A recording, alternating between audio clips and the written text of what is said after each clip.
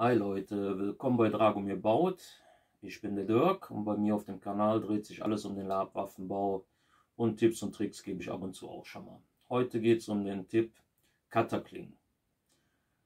Ihr wisst, die Dinger, die sind ja nicht gerade billig. Die viel bauen, brauchen auch relativ viel davon.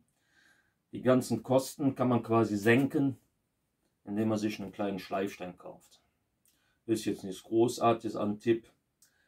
Das Ding habe ich mir, glaube ich, für 5, 6 Euro mal im Baumarkt gekauft. Aber damit könnt ihr euch unheimlich Geld sparen, indem ihr halt die Klinge nochmal nachschleift.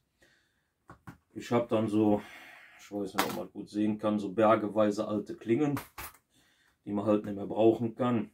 Ihr schleift einfach nochmal nach und dann ist das gut. Zum Beispiel gibt es auch noch einen guten Tipp, wenn die Klingen so weit stumpf sind für den Schaumstoff. Ihr habt ja dieses Stück hier noch, das quasi kaum benutzt wird.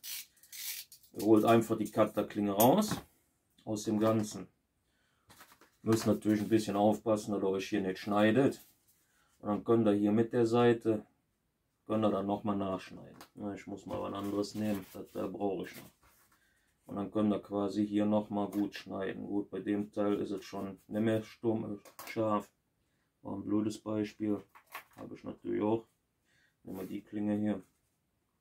Und dann habt ihr quasi hier noch, wie ihr seht, kann man da noch wirklich gut schneiden. Aber wie gesagt, einfach nachschleifen.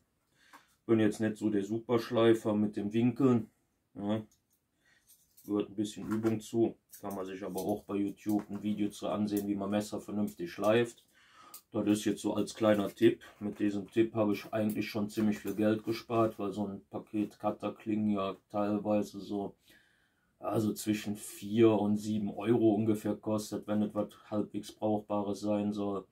Und mit dem Tipp jetzt mit dem Schleifen und die Cutterklingen noch das Endstück benutzen, könnt ihr eigentlich ganz gut Geld sparen beim Bauen.